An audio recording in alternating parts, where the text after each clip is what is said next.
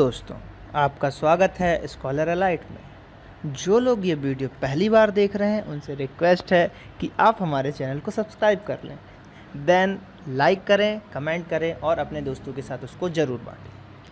आज इस पार्ट में मैं आप लोगों को बताऊंगा 1857 की क्रांति, उसकी पूरी डिटेल बताऊंगा, क्या हुआ, कैसे हुआ, किन किन चीज़ों को याद रखना है, वो इम्पोर्टेंट फैक्ट्स मैं आप लोगों को बताने जा रहा हूं। तो चलिए स्टार्ट करते हैं 1857 की क्रांति या 1857 का विद्रोह।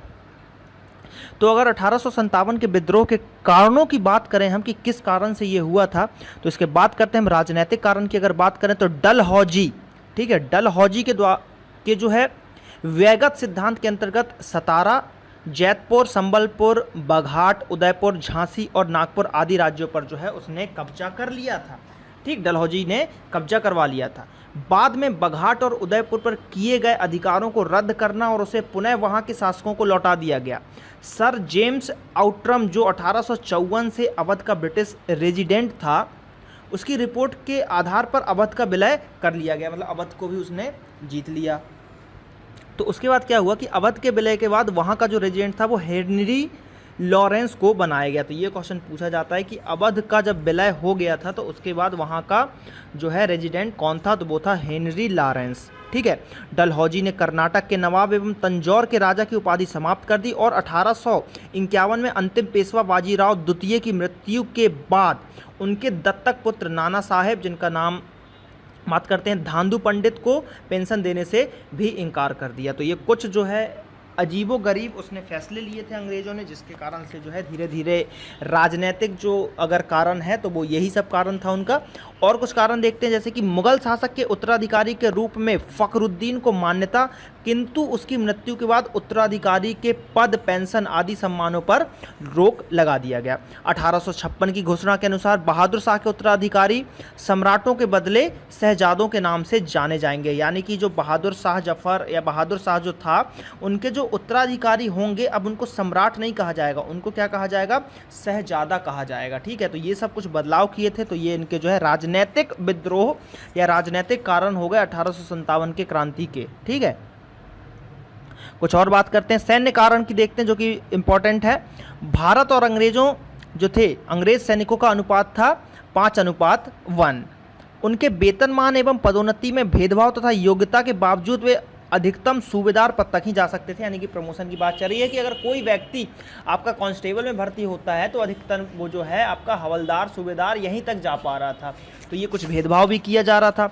1856 में कैनिन के समय सामान्य सेवा भर्ती अधिनियम पारित किया गया, जिसके द्वारा सैनिकों को किसी भी स्थान पर समुद्र पार भी जाने की आज्ञा दी गई और उनकी सामाजिक धार्मिक मान्यताओं के खिलाफ, यानी कि उनको बोला गया कि आप भाई काम करने समुद्र के पार भी जाएंगे, वहाँ पे आपको अगर कुछ मीट मटन कुछ भी खिलाया जाता है, बीफ खिलाया जाता है, तो वो भी आपको खाना पड़ेगा। ये एग्रीमेंट आज भी होता है। आज भी आप अगर मर्चेंट नेवी जैसे वैकेंसी भरते हैं और उसमें जाते हैं तो आपसे बाकायदा एग्रीमेंट लिया जाएगा कि आपको वहाँ जो खाने को दिया जाएगा वो आपको बिना विरोध के खाना पड़ेगा, क्योंकि भाई आपको समुद्र में रहना है, वहाँ उस समय अवेलेबिलिटी में जो भी खाना उपलब्ध रहेगा वो आपको खाना पड़ेगा। तो ये इस टाइप का एग्रीमेंट आज भी किया जाता है।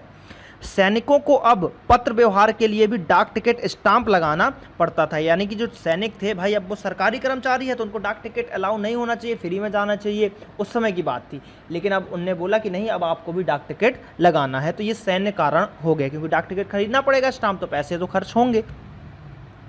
अब बात करते हैं सामाजिक, धार्मिक व प्रशासनिक कारण। इसमें क्या क्या था, भारतीयों को ईसाई मिशनरियों के कार्यों एवं उनके ब्रिटिश सरकार द्वारा दी जाने वाली सुरक्षा एवं प्रोत्साहन के कारण भी भय था।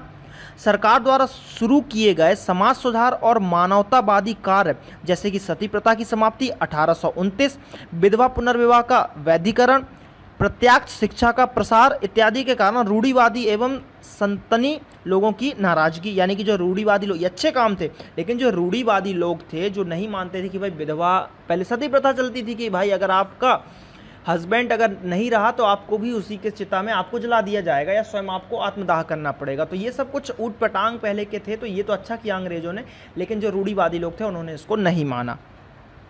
मंदिरों, धार्मिक संस्थानों, मस्जिदों इत्यादि की जमीनों पर कर लगाने की सरकार की नीति से असंतोष फैल गया। यानी कि भाई कोई मंदिर है, वहाँ पे पूजा पाठ करते सब लोग, तो वो तो सार्वजनिक हुआ ना, लेकिन उस पर भी अब टैक्स लेने लगे, मंदिर पे टैक्स लेने लगे।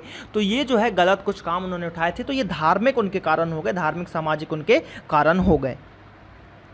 तात्कालिक कारण की बात करें तो सबसे मेन आईएमपी यही है, तात्कालिक कारण। इसके अंतर्गत बात करें तो जनवरी 1857 में अंग्रेजों द्वारा नई एनफील्ड राइफल का प्रयोग किया गया, जिसमें कारतूस जिसके ऊपर गाय और सुअर की चर्बी लगी रहती थी। ठीक है, तो क्वेश्चन यही पूछा जाता है कि एनफील्ड राइफल का जो उसमें गोली डाली जाती थी वो कैसे डाली जाती थी। देखिए इसको मैं बताता हूँ। क्या करना पड़ता था कि एनफील्ड राइफल की जो गोली है उसमें गोली भरने के लिए कारतूस निकाला और कारतूस के ऊपर की चमड़ी को दांत से काट के उसको लगाना पड़ता था, जो कि गाय और सुअर की चमड़ी से लगा रहता था। तो भाई अब जैसे जो मंगल पांडे थे हमारे, ठीक, वो पंडित थे, उन्होंने मना कर दिया कि भाई मैं इसको दांत से नहीं काटूंगा। क्यों काटूंगा मैं पंडित हूं तो मेरा धर्म भ्रष्ट हो जाएगा। तो इन सब चीज़ों के कारण जो है यहाँ पे असंतोष की, सिपाहियों के अंदर असंतोष की भावना फैल गई। इस राइफल के प्रयोग का परीक्षण दमदम, सियालकोट और अंबाला में दिया जाता है। 3 जगह दमदम, सियालकोट और अंबाला में दिया जाता था। बात करते हैं विद्रोह का प्रारंभ और कैसे जो है उसका प्रसार हुआ, उसके बारे में हम कुछ पॉइंट देखते हैं इंपॉर्टेंट। 23 जनवरी 1857 को दमदम के सैनिकों ने कारतूसों को अस्वीकार किया।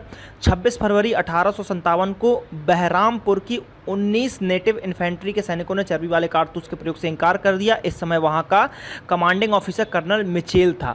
24 मार्च 1857 को बैरकपुर में 34 नेटिव इन्फेंट्री के सिपाही मंगल पांडे ने विद्रोह कर दिया। उसने कमांडिंग ऑफिसर जनरल हियरसे के सहयोगी लेफ्टिनेंट बॉग को बुरी तरह से घायल कर दिया। मंगल पांडे को 8 अप्रैल 1857 को मृत्युदंड दे दिया गया और इन्फेंट्री को समाप्त कर दिया गया। यानी कि मंगल पांडे ने सबसे बड़ा कदम उठाया, इस जो है उनके जो है साथियों को बुरी तरह से मारा और जहां तक मृत्यु भी हो चुकी थी, गोली मार दी थी। 24 अप्रैल 1897 को यानी कि तीसरी नेटिव इन्फेंट्री के 90 सैनिकों ने विद्रोह कर दिया और 9 मई को इनमें से 85 लोगों को 10 साल की सजा भी सुनाई गई। लखनऊ की 7 अवध रेजिमेंट में 2 मई 1857 को विद्रोह किया, जिसके बाद में समाप्त उसे कर दिया गया। तो इस तरीके से जब मंगल पांडे ने विद्रोह किया तो हर जगह की जो इन्फेंट्री थी वहाँ के सैनिकों ने उसका जो है विद्रोह करना चालू कर दिया। इस तरीके से जो है विद्रोह होने लगा। 10 मई को मेरठ के कई सैनिक रेजिमेंट में बगावत कर दी और अपने कई साथियों को कैद से छुड़ा लिया। शीघ्र ही 11 एवं 20 नेटिव इन्फेंट्री के सिपाहियों ने इसके साथ मिलकर विद्रोह में भाग लेते हुए कुछ अंग्रेज अधिकारियों की हत्या की। क्या किया कि भाई अब विद्रोह कर दिया, भाई मंगल पांडे को वैसे ही फांसी हो चुकी थी, तो इन्होंने क्या किया कि कई लोगों को बंदी बनाया, कई लोगों को गोली मारी, ये सब मार के विद्रोह को बहुत ही फैलाया और दिल्ली की तरफ चल दिए। अब बात करते हैं मेरठ का कमांडिंग ऑफिसर जनरल हेविट विद्रोहियों को समझाने में असफल रहा। 11 मई 1857 को मेरठ के सिपाहियों का दिल्ली में आगमन हुआ और बहादुर शाह द्वितीय को भारत का बादशाह घोषित किया। दिल्ली के शास्त्री नगर का अधिकार लेफ्टिनेंट बिबोली था, जिसको हराकर सैनिकों ने शस्त्र लूटे और कंपनी के राजनीतिक एजेंट साइमन फ्रेजर को मार दिया। तो ये भी एक बहुत ही बड़ा जो है कदम उठाया गया था। मेरठ के जो सैनिक वगैरह आए थे, तो इस तरीके से अंग्रेजों में बवाल जो है वहाँ का विद्रोह का प्रारंभ हो गया, प्रसार हुआ। बात करते हैं विद्रोह के महत्वपूर्ण केंद्र की। तो विद्रोह के महत्वपूर्ण केंद्र और उनके नेता का दमन कैसे कैसे हो। दिल्ली की बात करते हैं तो दिल्ली से इसका नेतृत्व जो किया था बहादुर शाह द्वितीय, जो कि मनोनीत नेता थे, एवं जनरल वक्त खान बरेली में ब्रिटिश सेना का सूबेदार और दिल्ली में विद्रोही सैनिकों का नेतृत्व किया। जनरल जॉन निकलसन ने सितंबर 1857 में दिल्ली पर पुनः अधिकार कर लिया, लेकिन युद्ध में लगे घावों के कारण वह मर गया। यानी कि इसको गोली वगैरह लगी होगी तो इलाज नहीं हो पाया, वो मर गया। लेफ्टिनेंट हडसन ने सम्राट के उत्तराधिकारियों की हत्या कर दी और बहादुर शाह द्वितीय को बंदी बनाकर रंगून भेज दिया। रंगून का जेल, काला पानी की सजा दे दी गई। ठीक है, तो दिल्ली से किसने नेतृत्व किया? बहादुर शाह द्वितीय ने, याद रखिएगा। बात करते हैं कानपुर। तो कानपुर का नेतृत्व किया था नाना साहेब ने और राव साहेब, नाना साहब का भतीजा, इन दोनों ने किया था। यहाँ अंग्रेजों को सर ह्यूज व्हीलर के नेतृत्व में शिकस्त मिली, जिसे 27 जून को नाना के समक्ष इलाहाबाद में आत्मसमर्पण किया। ठीक है, क्या हुआ कि भाई अंग्रेज का जो था उसके नेतृत्व में हुआ। अब 27 जून को नाना के समक्ष इलाहाबाद में आत्मसमर्पण किया। 27 जून को अंग्रेज पुरुषों की हत्या कर दी गई एवं 15 जुलाई को सभी अंग्रेज स्त्री एवं बच्चे की कुछ समय कैद के बाद हत्या कर दी गई। तो इस टाइप से जो है कानपुर में विद्रोह फैल रहा था। 17 जुलाई की बात करते हैं तो 17 जुलाई में जनरल हैवलॉक ने नाना को हराकर कानपुर पर पुनः अधिकार कर लिया। यानी कि देखिए इसमें क्वेश्चन दो तरीके से उठते हैं कि कानपुर से नेतृत्व किसने किया। तो ये तो आजकल सबको याद है कि नाना साहब थे, लेकिन उनके विपक्ष में अंग्रेज कौन था? तो उनके विपक्ष में अंग्रेज कौन हुआ? जनरल हैवलॉक, जिसने नाना साहब को हरा दिया। तो ये क्वेश्चन भी पूछ लिया जाता है। अब नवंबर की बात करते हैं तो नवंबर 1857 में तात्या टोपे के अधीन ग्वालियर की विद्रोही टुकड़ी ने कानपुर पर अधिकार किया तथा दिसंबर 1857 में सर कॉलिन कैंपबेल ने कानपुर पर निर्णायक अधिकार कर लिया। यही क्वेश्चन पूछा जाता है कि कानपुर पे जो है निर्णायक अधिकार किसने किया था। 1857 की क्रांति को विफल कानपुर में किसने किया था, तो वो किया था कैंपबेल ने। किसने किया था, कैंपबेल ने। इसको कैसे याद रखेंगे कि कानपुर में नाना साहब ने कैंप लगा लिए थे बहुत सारे, तो कैंपबेल आए और उन्होंने पूरे कैंप उखाड़ दिए। तो इस टाइप से आप कैंपबेल को याद रख सकते हैं। बात करते हैं हम लखनऊ, तो लखनऊ का नेतृत्व हजरत महल ने किया था। ठीक है, बेगम हजरत महल अवध की बेगम थी और अहमद उल्ला खां अवध के पूर्व नवाब का परामर्शदाता यानी कि सलाहकार था। 2 जुलाई 1857 को लखनऊ के ब्रिटिश रेजिडेंसी पर अधिकार कर लिया तथा सर हेनरी लॉरेंस मारा गया। हेनरी लॉरेंस जो था उसको जो है मार दिया गया। 25 दिसंबर की बात करें तो 25 दिसंबर 1857 को हैवलॉक, आउंट्रम तथा नील की सेना ने लखनऊ की तरफ आगमन किया। तात्या टोपे के नेतृत्व में चिन्हट के पास अंग्रेजी सेना परास्त हो गई और हैवलॉक भी मारा गया और कालांतर में कर्नल नील भी मारा गया। तो सब मारे गए और 21 मार्च 1858 को सर कैंपबेल द्वारा लखनऊ पर भी निर्णायक अधिकार किया। यानी कि कानपुर में भी जो है कैंपबेल ने किया काम और लखनऊ में भी किसने काम किया, कैंपबेल ने निर्णायक अधिकार किया। बरेली की बात करते हैं तो बरेली 5 मई 1858 को कैंपबेल द्वारा इस पर पुनः अधिकार कर लिया। तो बरेली पर भी कैंपबेल ने अधिकार किया। बनारस एवं इलाहाबाद की बात करते हैं तो कर्नल नील द्वारा 1857 पर इस पर पुनः अधिकार किया था। कर्नल नील जो कि लखनऊ में मारा गया था।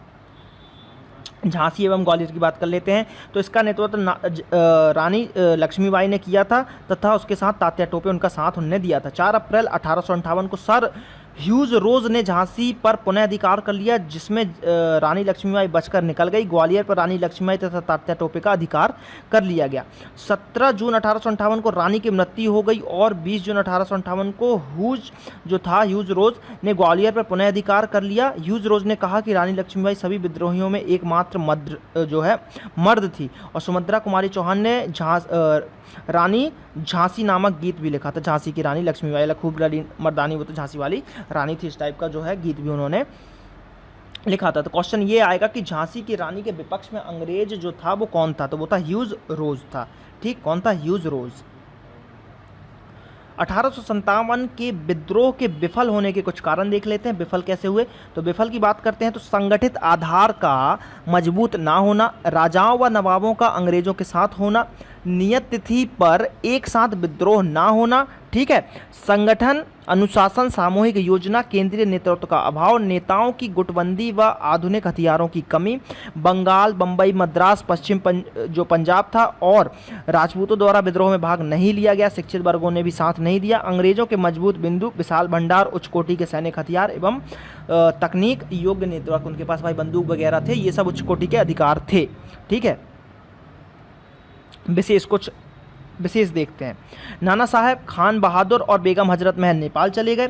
जनरल वक्त खान दिल्ली के पतन के बाद अवध चला गया और 13 मई 1859 को अंग्रेजों के साथ युद्ध में मारा गया। जून 1858 में पुवैन के राजा द्वारा मौलवी अहमद उल्ला की हत्या कर दी गई। रानी लक्ष्मीबाई को युद्ध में वीर गति की प्राप्ति हुई। एक और, तात्या टोपे ने अंग्रेजों को सबसे अधिक परेशान किया। वह ग्वालियर की सेना की मदद प्राप्त की किंतु बाद में विश्वासघाती मान सिंह के कारण उन्हें गिरफ्तार करके 1859 में फांसी दे दी गई। तो तात्या टोपे की मृत्यु कैसे हुई कि विश्वासघात, मान सिंह ने उसके साथ विश्वासघात किया और उनको अंग्रेजों ने पकड़ लिया और उनको फांसी दे दी गई। तो यहाँ पे जो है हमारा ये वीडियो लेक्चर समाप्त होता है जिसके अंतर्गत मैंने 1857 की क्रांति को अच्छा से ज़्यादा समझाने की कोशिश की है। लगभग मैंने बहुत सारे पॉइंट कवर कर दिए हैं, इससे बाहर आपके एग्ज़ाम में नहीं पूछा जाएगा। तो अब आप लोगों का काम है कि हमारे चैनल को सब्सक्राइब कीजिए। ये हमारा फेसबुक पेज है www.facebook.com/scholaralite, इसको भी आप लाइक कीजिए, ज़्यादा से ज़्यादा वीडियोज़ को देखिए। यहाँ पर नेक्स्ट और प्रीवियस लिंक आपको मिल जाएगी। ठीक है, नेक्स्ट वीडियो और प्रीवियस वीडियो की लिंक मिल जाएगी, उस पर भी आप क्लिक करके देख सकते हैं। ठीक है, तो ज़्यादा से ज़्यादा वीडियोस को देखिए, लाइक कीजिए, कमेंट कीजिए और अपने दोस्तों के साथ ज़रूर बांटिए। चलिए मिलते हैं हम अगले पार्ट में। धन्यवाद।